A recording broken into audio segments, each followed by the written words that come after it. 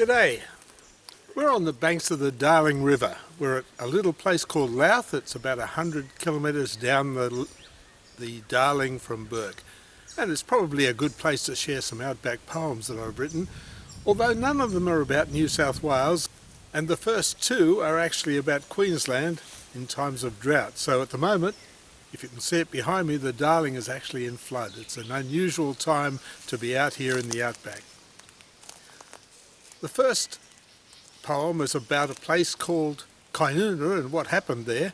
There's not a lot left of Kynuna anymore, but back in the late 1800s they built a pub, the Blue Heeler Hotel, and Banjo Patterson is said to have visited there, and they reckon that that's where Waltzing Matilda was first performed. Now I don't know if that's right or not. The people at Winton would certainly disagree. They reckon it was in the North Gregory Hotel. But anyway, we'll just go along with the Kynuna story for the purposes of this poem. And the other characters in the poem are brolgas. Brolgas, they stand about so high, they've got a beak about so long, and they can be scavengers when times are tough, and in this drought time they were certainly scavenging. So the poem is called A Bite at the Blue Heeler. There's a place in Outback Queensland, and I've got to tell you, mate, that I'd never heard of it. Up in the up in the Sunshine State. A roadhouse and a pub are just about all that it's got. Kynuna isn't bustling. Full of life is what it's not. In days long gone, a poet, a bloke named Banjo, made a stop. He called into the pub, and I suppose he had a drop. He gave a recitation to the people gathered round, a poem about a swagman and a jumbuck that he'd found. And in the old Blue Heeler, when those verses first were heard, all the drinkers quietened and hung on every word. It was this simple story that enshrined in history that pub. But that's not what's imprinted on my memory. See, Kynuna had some brolgas, just two kids with dad and mum, and I'm about to tell you how one bit me on the bum. Now, if that word offends you or makes me sound inferior, I suppose I could describe it as a peck on my posterior, but no, I've got to tell it straight. A man's got to be true. There's many worse words have been heard when blokes have had a blue within those walls, and so I'll tell my story near and far about how I was bitten by a brolga in the bar. The brolgas wandered onto the veranda by the door. They'd had a bit of food, but it was clear they wanted more. As I was walking past the door, and this is just bizarre, I was bitten on the bottom by a brolga in the bar. If I thought that might happen, I would not have gone inside. I'd have gone away and found myself a place where I could hide. I'd rather cut me toenails or wash me dirty car than be bitten on the bottom by a brolga in a bar. So if you're going travelling and you want to know the score, it's always good to talk to folks who've travelled there before. If you're heading for the Outback, then I'll give you the drum. Don't turn your back on brolgas, or they'll bite you on the bum. When we first visited Longreach, it made such an impression on us that my wife, Diane, decided to take a group of people up, friends, people from the village where we live, and so we went to Longreach for a week. Now, one or two people thought that a week was going to be a bit long there, and this poem talks about how you can fill up a week in Longreach.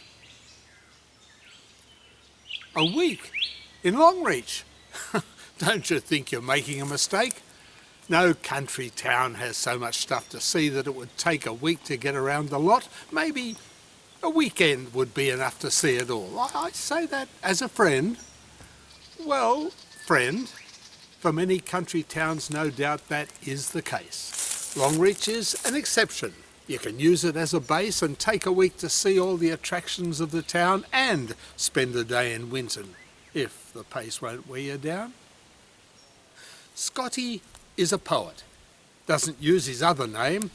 He led us down the path towards the Stockman's Hall of Fame and shared his knowledge of the special spots along the way, poems and the stories of the folk of yesterday, people who went out that way when times were really tough and settled on the land when good intentions weren't enough.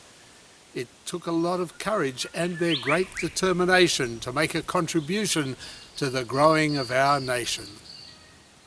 The Stockman's Hall of Fame is dedicated to the men and women who went way out back and opened up the country when it was more remote than you might think it is right now, on land that hadn't ever seen a goat, a sheep, a cow. Flying is important in a land where you must go enormous distances and cars are just too bloomin' slow. The history of Qantas, which grew out of that need, is there in Outback Queensland, where first they sowed the seed. The aircraft that have made it happen are there on display, from replicas of early types up to the modern day. It really is amazing when you have the chance to see the way that things have changed in one exciting century. Go to no-go. Isn't that some kind of oxymoron? We could go, but it was no-go when the rain was pouring. That's how the station got its name, all those years ago. But now the dust is swirling when the wind decides to blow. The grass that waves at shoulder height when nature's acting kind is nowhere to be seen right now. For stock, it's hard to find enough to just survive, and now they need to be hand-fed. The kangaroos and camels also need their daily bread. You might think that towns like these would all be sombre places. Times are tough, but you'll hear laughs, see smiles on Longreach faces. They love the land, and they accept that it's not always kind. But they won't let it beat them. Optimism's what you'll find. The Kinnans are a family that's determined to survive. While nature isn't helping, they are aiming to revive the stories and the things about the past that can inspire those of us whose city lives have not been quite so dire. They take us out and show us what life used to be about. Stories that can still be told in good times or in drought. Laughter, thrills and shearing, dinosaurs and campfire food. They share the outback with a warmth that can't be misconstrued. So head on out to Longreach, where they'll welcome you with pride. Relive the days of Cobb & Co. Take a stagecoach ride, go cruising on the Thompson, hear Captain Starlight's story. Enjoy the Queensland outback, its struggles and its glory. And now to Western Australia. In 2013, we took our caravan across the Nullarbor, spent a couple of months in Western Australia and then came back again. And when in 2019 we were preparing for our big lap and heading across the Nullarbor again, I called on the recollections of those first two crossings to write this poem called Across the Nullarbor. No longer do we face an unsealed road and corrugations. Those who travelled years ago faced many aggravations that we will never know. Hats off to those who went before. It's relatively easy now to cross the Nullarbor. Back then, to make that journey was a major undertaking that pushed those cars of yesteryear right to the point of breaking with tyres torn or radiator leaking from its core. It took a bit of courage then to cross the Nullarbor. Grey nomads, caravans in tow, now take the challenge lightly, stopping at a roadhouse or a quiet free camp nightly. But there is still adventure. We are eager to explore. It's a senior's rite of passage to cross the Nullarbor. Some say that it is boring. Hours and hours of endless plain. Having done it once, they never want to go again. But in its sheer immensity, it cannot be a bore. There's much to see and wonder at out on the Nullarbor. With so much space, how can so many roos hit trucks unchecked? It's trucks that hit the roos. Perhaps you'll want to interject. It seemed there were more roadkills there than we had seen before. We didn't quite expect that out on the Nullarbor. The problem only worsens when an eagle swoops to feed. He drops down on a roadkill with gastronomic greed. A truck approaches. His take-off performance now is poor. That extra weight ensures he dies there on the Nullarbor.